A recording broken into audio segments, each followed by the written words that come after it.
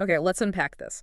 We're diving into something that, well, it might just flip your understanding of a really big concept. Enlightenment. Mm-hmm. Forget those images of, distant mountaintops or years of struggle that end in Yeah, silence. that kind of stoic, maybe even empty endpoint. Exactly. We're looking at the sources you've shared, articles, notes, research, and they're suggesting a maybe surprising connection. That's right. The common idea of enlightenment can feel very serious, very remote, a goal you reach after immense effort, maybe shedding everything positive along the way. Right. But these sources, they pose this really fascinating question. What if joy isn't just some temporary feeling you get after becoming enlightened? Huh. What if, and this is where it gets really interesting, I think, what if joy is actually like deeply connected to the state of enlightenment itself? So the destination isn't joyless. Or maybe even the journey, maybe it's potentially full of joy. That really seems to be the core idea running through the material you provided.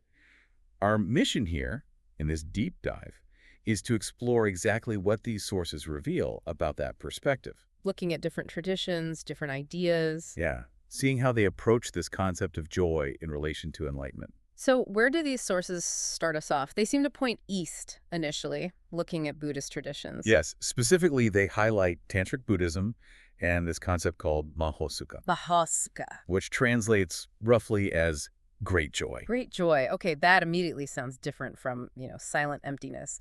How do the sources describe this great joy? Well, they really emphasize it isn't ordinary happiness, the kind that comes and goes with circumstances. Right. Mahasukha, this great joy, is described as being interwoven with the understanding of emptiness, or sunyata. Okay, wait.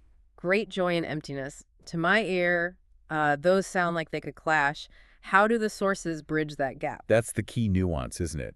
Emptiness here isn't about a void or some kind of blankness. Right. According to these texts, it's more about liberation from attachment to the ego, you know, from the illusion of a fixed, separate self. Ah, And the sources explain that this liberation is the wellspring. That's where this deep internal joy arises from. It's not dependent on anything external. I see. So it's not joy because you got something or because someone did something nice for you? Precisely. The texts suggest this joy isn't given from the outside. It's not something you accumulate. Hmm. It's described simply as the joy of being, just the fundamental state of existing, free from the constraints of that grasping separate self. That's fascinating. And it connects, interestingly, to another tradition your sources bring up, Zen, which often uses very different language, right? It does, yeah. You hear those metaphors like clear mirror, still water, or no mind. Right. Which, on the surface, might sound like states that are devoid of feeling. Very calm, maybe detached even. Utterly blank, perhaps. Yeah. But the sources are really clear here. They say the feeling associated with this state isn't one of emptiness in the sense of being hollow. Exactly. Not hollow or blank at all. Instead, they describe a quiet joy. A quiet joy that comes from what they call the freedom of having nothing. The freedom of having nothing. Wow. That's such a beautiful, counterintuitive phrase. Makes you stop and think. It does. So this isn't like a loud, boisterous, I am happy kind of feeling, actively declaring it. No, the sources are quite explicit. It's not an active, declarative emotion like saying, I am happy. Mhm. It's presented as something much more subtle, more pervasive. How does it show up then, if it's not that big declaration? It's described as a state where joy is just present in every moment. The examples given are quite simple, actually. The sound of birdsong, the feeling of the wind, maybe the steam rising from a warm cup of tea. Oh, look at It's a that. quiet appreciation, a fundamental goodness found in things just as they are. So it feels less like an end goal you achieve and more like the way reality is experienced from that state. That's a really good way to put it. It's described as a state of acceptance, a sort of receptive state, where everything in the world feels okay, feels good, Yeah. just as it is. Right. There's a fundamental okayness with reality that these sources suggest breeds this quiet, sort of ever-present joy.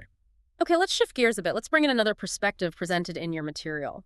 This one uses very different language, feels perhaps more contemporary, maybe more Western, the Abraham-Hicks concepts. Right. This perspective introduces the idea of source, and it describes joy as the purest vibration. Purest vibration source.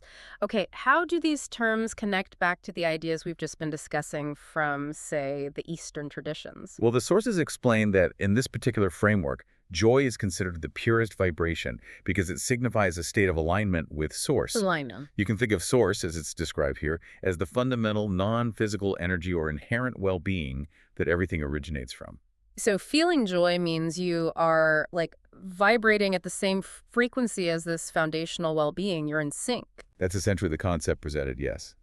And here's where it really echoes the previous points and kind of flips the script on our usual thinking. Okay.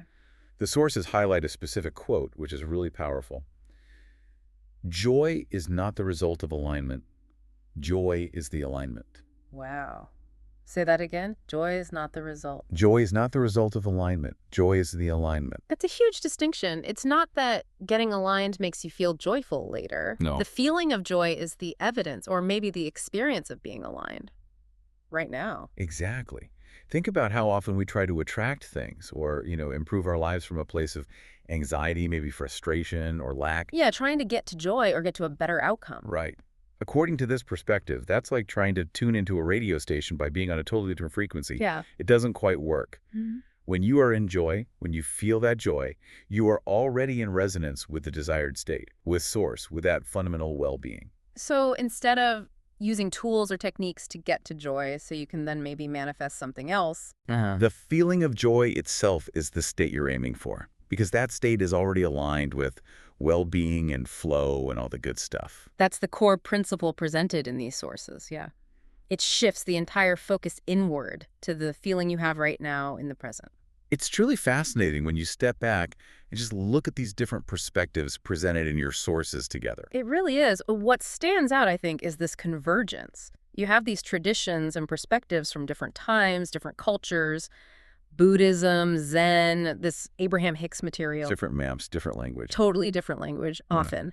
But they seem to be pointing towards a very similar understanding of joy.